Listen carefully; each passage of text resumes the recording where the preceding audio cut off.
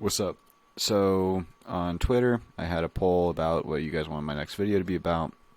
One of the options was a uh, NBA tier list and an NBA teams tier list, and that's what won. So, that's what I'll be doing.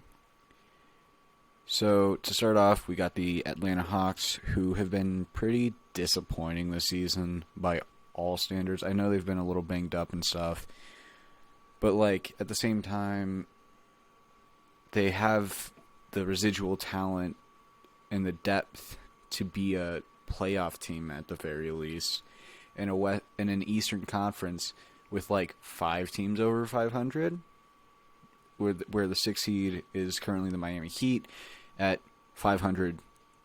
They're not even a play-in team right now. They have a 16-20 record. Their offense is like, let me see, 10th. So their offense isn't really the problem. And it's just kind of the fact that they have the 22nd ranked defense. They're not an elite offense, and they're a pretty bad offense. They still have Trae Young and John Collins, so I'm putting them in the playoff contender tier, but they're not that far off from getting into the lottery tier. Next up, we have the Boston Celtics, who are currently the 4 seed, 2 games above 500 in the Eastern Conference. They have been up and down this year. Jaylen Brown has been very good for them. Jason Tatum has been Jason Tatum. Kemba Walker, when he came back at first, was looking pretty rough for them, but over these past few games coming into the break, he has slowly but surely been getting back into form. I have them as a playoff lock. I don't quite have them in the pretender tier, but, I mean, they could get there. It's more or less just how does this team gel with Kemba back now? How does he fit in as the third option as opposed to a first or second option now that Jaylen Brown has taken that next step? That's really the question with them. Next up is the Brooklyn Nets. I don't even need to really talk about them. They're a contender. Their big three alone made them a contender, and they've recently added Blake Griffin, who I'm not super high on, but it's more depth for them. Mr. Emotional Terrorist himself, TLC, is probably going to get cut out of the rotation for them, which, for my boy Nate on Locker Room, that's good for him. There's not much to say about them. They're a really good team. Their defense has not been bad. I think I saw that their defense was 18th in the last 8 games or something like that.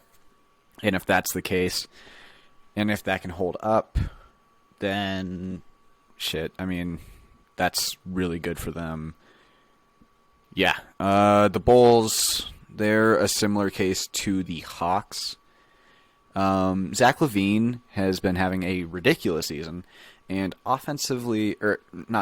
scoring-wise at least, he has not had that much of a difference from Steph Curry's MVP season statistically.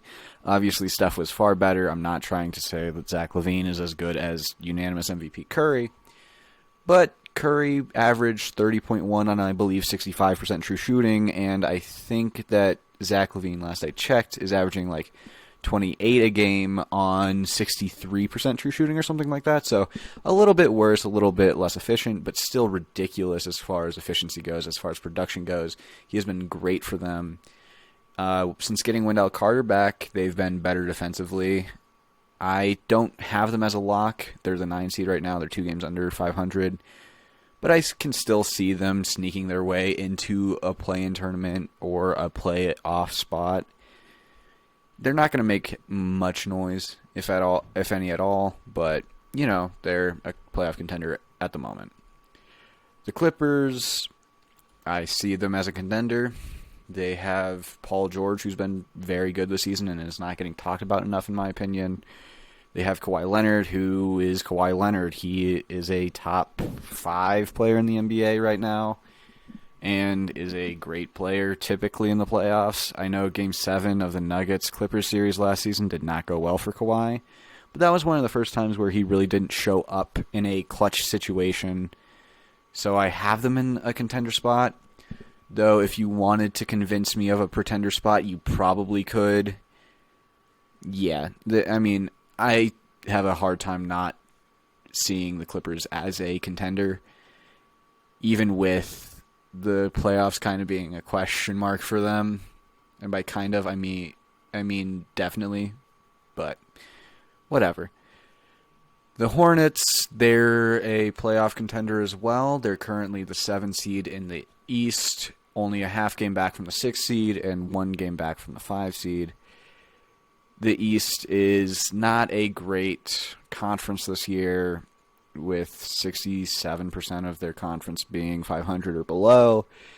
It's easy for them to sneak into the playoffs. LaMelo Ball has been great since he has become a starter.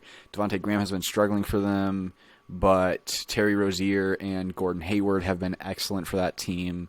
Gordon Hayward is not a terrible signing for them, as a lot of people expected in the in the offseason. Excuse me. They're a fun team to watch. Really fun. Miles Bridges as a small ball 4 has been pretty good and working out for them. So yeah, I like that. They're fun to watch. They're the league pass darling of the NBA this season. Shout out to the Hornets. And I'm going to put them above these two because I see them as more of a threat. The Cavaliers are they're god awful. They are a bottom 3 seed in the East. They are the 13th seed as of the making of this video, and have been sliding ever since that start to the season where they were doing pretty good and had a winning record. They have just been on a free fall ever since. They're only they're only 1 game up on the Magic in the standings, and the Magic have had so many injuries that they were starting James Ennis and I think it was Gary Clark II in the same game at some points, and Dwayne Bacon has been running their offense at points. If you are only a whole game above the Magic, you are doing something wrong, and they are obviously doing something wrong. The Nuggets I have in the pretender tier, but I think by the time they get into the playoffs, I think they'll be in a contender tier. They've had a lot of injuries. I know Gary Harris has missed a lot of time. JaMychal Green recently went out. Paul Millsap recently went out. PJ Dozier just got back from injury a few games before the All-Star break, after being out for like 11 or 12 games or something like that, like a month of time. They've had a lot of injuries.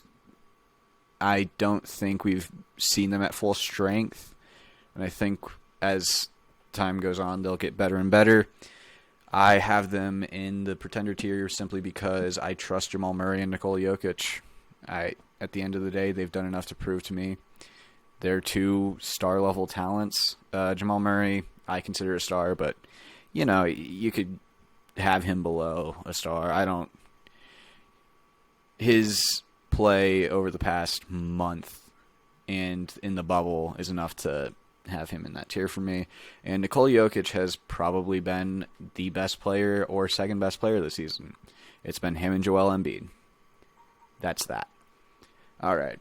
The Rockets are also god-awful. They are currently 11-23, the 14th seed in the West. The only team below that is the Minnesota Timberwolves at 7-29. I'm sorry, Timberwolves fans. There's not much to say. I know they've been missing Christian Wood, but I am not 100% sure when Christian Wood is getting back, and I don't see him taking a team that's currently unable to leave a 13-game losing streak anywhere besides the lottery. The Lakers are a contender. They have been struggling as of late, but they've been missing Anthony Davis. That's to be expected. That team is not particularly deep, but they have the best duo in the NBA in LeBron and AD. I think once the playoffs come around, they'll be fine. The Milwaukee Bucks, I'm going to put them in the pretender tier. I just don't trust them enough to put them in a contender tier. I don't see Bud making many adjustments in the playoffs. I don't see Giannis doing fantastic in a playoff series if teams can build the wall. I just have a hard time seeing them make it to the finals. The Heat they're kind of in between playoff lock and playoff contender for me. I'm going to put them in playoff lock because I think they're better than these three teams. But you could put them down there, and I wouldn't argue with you. I mean, they've been a lot better since Jimmy got back, which is to be expected. Jimmy is their best player. But they still are missing a lot of depth that they had last season, and Jay Crowder, I think, was an underrated departure for them as far as, like, Jay Crowder meant a lot to that team. So, yeah.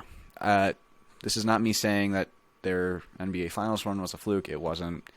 But that's a different video. The Mavericks are currently the 8 seed in the West, 2 games above 500, which would put them at the 4 seed in the West if you're curious. So, they're not quite a playoff lock, but they're better. They're a playoff contender, but they're a Western playoff contender. So, like, I think they're better than all these teams. I think they're better than the Heat. They might even be better than the Celtics. So I'm going to put them in a playoff lock tier, but I don't think they're a lock to make the playoffs in the West. I probably could have named these tiers something different, but at the same time, it is what it is. It's the Mavericks, and I think they're closer to these two teams than they are to these three. Luke has been really good for them. He's been getting a shot back. Kristaps has not been fantastic for them, but at the end of the day, it is what it is. The Pelicans are sitting at 15-21, tied with the OKC Thunder for the 11th seed. I see them as a lottery team. They're not as terrible as these two teams. They're not as good as these three teams, so that puts them in the lottery spot. However, Zion and B.I. have been amazing for them this season. Lonzo has been putting together a pretty good season. I don't see too many people talking about him, but he's been becoming a really good shooter this season. He's put together a great stretch of games, but they're still not in the playoff picture because of the spacing and the coaching of that team. The New York Knicks are a playoff lock. I didn't think I could see the day where I would say this, and obviously things can change for the future, but as of this video being made, they are the 5 seed, 19 and 18. Julius Randle has been really good for them. RJ Barrett has been an underrated sophomore season. He's been an excellent defender for them this season. He's still got some holes in his game, but I think he's going to get to a point where he's a pretty good player. I mean, Quickly was a good draft pick for them. Obi Toppin has been a little disappointing, but I mean, yeah, they've been solid, and Derrick Rose has been good for them. The OKC Thunder, I see in a similar vein as the Pelicans. I think they're a little bit better, but you could convince me the Pelicans are better. At the end of the day, this team doesn't have a whole ton of talent, but they have Shea, they have Lou Dort, they have Darius Baisley, who is not fantastic at the moment, but I think can be an all-star in the future, maybe. If he reaches his ceiling, he will be insane. They have Al Horford, who has been solid enough this season. Not great, not terrible, solid 5. Yeah, I mean, there's not much to say about the OKC Thunder. The Magic are god-awful, mainly due to injury. They're missing John Isaac. They're missing Markelle Fultz. They've missed Cole Anthony. They're missing a lot of guys. Vooch is really their only great player. And like Evan Fournier, Terrence Ross, Aaron Gordon are all decent for them, but Aaron Gordon has missed time. I think Evan Fournier might have missed some time earlier this season. I expect them to make some trades at the deadline, selling rather than buying and trying for a playoff spot. I see them as a god-awful team. The Portland Trailblazers, I am putting in a playoff lock tier, but at the very top of it, I don't see them as a pretender. They have a negative net rating on the season, which I find very interesting.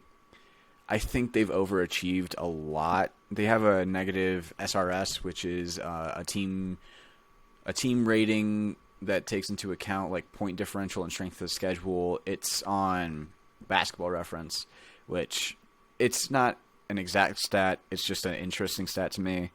It's not an end-all be-all stat by any means. I just think they've overachieved a bit, and I think that they're like, a tier below pretender. Pacers are currently the 10 seed at 16 and 19. They've cooled off a lot since the start of the season. I see them as a playoff contender. They're not living up to what they were in the first 10, 15 games of the season. They've been pretty bad since that point. The Pistons are god-awful with a 10 and 26 record, the second worst record in the league. The only there's a few redeeming things about the team, mainly Jeremy Grant and Sadiq Bey. Mason Plumlee has been okay for them. But yeah, they are not in a good spot as a franchise. The Sacramento Kings are a lottery team. I don't see them as bad as these teams. I really love Tyrese Halliburton. I love De'Aaron Fox, and Fox has turned into a decent shooter. Like, he's still not a good shooter, but he's shooting around a league average percentage on, I think it was 5 attempts a game or something similar to that. So he's developed his shot a little bit this season. He's kind of underrated by a lot of people on NBA Twitter. Yeah, I mean, they have that backcourt for the future, but outside of them, I'm not super high on many people from this team. Rashawn Holmes has been good for them this season, though, and has one of the best floater games in the league. Shout out Rashawn Holmes. The Phoenix Suns are a pretender. They're not quite in the contender tier quite yet, but similar to the Nuggets, I think if they get into a high seed going into the playoffs and continue to show what they've shown throughout the season, I am certainly comfortable putting them into a contender tier, and I think they're currently better than these two teams. Chris Paul has just turned this team around. Devin Booker has been solid for them this season. DeAndre Ayton has turned into a really good defensive 5, which is not what I was expecting coming into the season. I expected him to take a leap offensively. He's taken a step back statistically offensively this season, but he's been really good on the defensive end. So he's a similar level of production, in my opinion. But yeah, they have a lot of solid role players. They have Chris Paul. They have Devin Booker. They're right on the cusp of becoming a contender for me.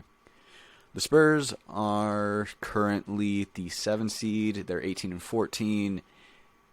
They're like, I put Dallas in the playoff lock tier, so I kind of have to put them there. They're in a similar vein as Dallas. DeMar DeRozan has turned his game from only scoring into like a great facilitator for that team. Keldon Johnson has been good for them this year. DeJounte Murray has been excellent for them this season, both defensively and offensively. LaMarcus Aldridge isn't good for them anymore, but, other than him, no one's really disappointed on this team. The 76ers are absolutely a contender. I don't want to hear anything otherwise. They are, quite frankly, an underrated team. People don't seem to take them as seriously as they should. Ben Simmons is a defensive player of the year candidate. He's my personal pick right now, but I could see you taking Rudy Gobert. Joel Embiid is also that level of defender. Joel Embiid is my MVP so far this season, which can change. If the Nuggets get into a top 4 seed, I am personally taking Jokic, but I could certainly see you taking Joel Embiid still for obvious reasons. He's been on another level this season. Seth Curry has been solid for them. They're just a very well put together team. The Toronto Raptors are currently, 17 and 19. They're in a playoff contender tier. I think they'll get worse because I anticipate a Kyle Lowry trade to come. Fred VanVleet has been solid for them. Pascal Siakam has been getting better as the season goes on, but they don't have a clear-cut number 1 guy, and I don't see them making much noise in the playoffs. The Utah Jazz are a contender so far if what they've shown is legit, which I tend to believe it is.